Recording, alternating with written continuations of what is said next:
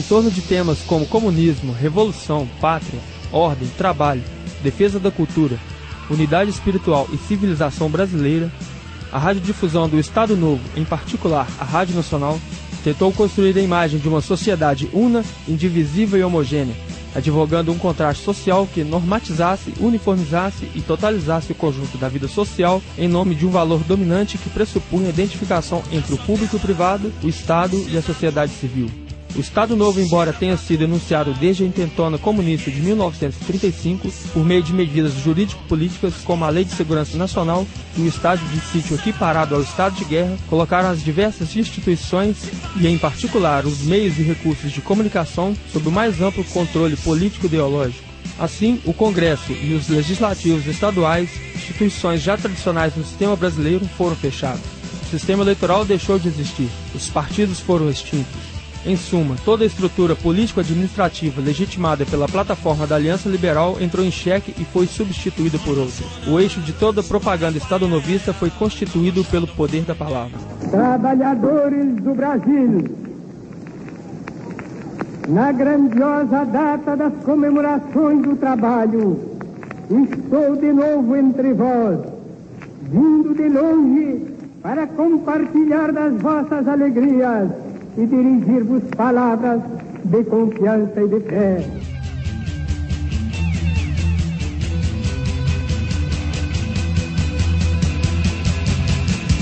Os discursos de Vargas, proferidos em inaugurações, comemorações e visitas, os de seus ministros e assessores é que forneceu o conteúdo básico para a propaganda. Os outros meios eram utilizados geralmente para a reprodução pura e simples dos discursos ou para repetir, reforçar ou esclarecer os pontos essenciais neles contidos. O decreto regulamentador do Departamento de Imprensa e Propaganda, DIP, criado em 1939, reservou o maior espaço para a radiodifusão no trecho em que ficaram definidas as competências de cada setor. Isso não aconteceu por coincidência. Na verdade, 3 anos antes, no início de 1936, o futuro diretor-geral do DIP, Lorival Fontes, já tratava da importância do rádio como instrumento de ação política e social. Segundo ele, até aquela época, dos países de grande extensão territorial, o Brasil era o único que não possuía uma rádio oficial. Em entrevista à repórter Ana Paula Matoso, a professora Ângela de Moura fala sobre os aspectos pragmáticos do rádio e de como ele pode ser usado como instrumento de ação política e social. Desde que o rádio foi criado na década de 20, ele já chegou como um grande veículo de comunicação social. O que acontecia naquela época? Muita gente não era alfabetizada. Não é como hoje, em que a escola é mais acessível, em que a educação está mais próxima do cidadão. Naquela época tinha muita gente que de fato não sabia nem ler nem escrever. Por isso que o rádio, a oralidade, o discurso de Getúlio Vargas, tudo isso foi muito importante naquela época, contribuiu para a formação da cidadania, porque era a informação sendo veiculada para chegar até as pessoas. Então, certamente que ainda hoje o rádio cumpre esse papel social.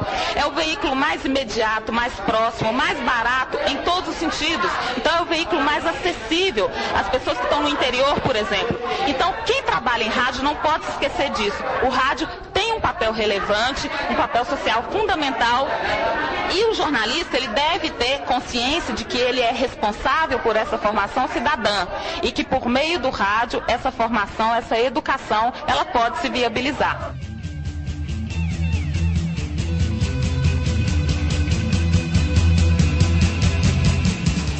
Para os ideólogos do Estado Novo, a educação, a cultura, a informação e a política deviam estar a serviço da nação. O papel do Estado foi sempre visto naquela conjuntura como o do tutor, do pai, diante de uma sociedade imatura, indecisa, carente de guia tribal. Coube à radiodifusão disseminar para toda a sociedade uma produção de cunho político-ideológico que sugeria e afirmava a necessidade histórica do novo governo. O rádio, como instrumento pedagógico e como veículo com produção controlada pelo Departamento de Imprensa e Propaganda, DIP, o Estado Novo apostou no sentimento de unidade nacional e fez reviver a experiência ancestral das tramas do parentesco, do profundo envolvimento tribal, visando construir uma espécie de compromisso com a responsabilidade coletiva, em sentido duplo.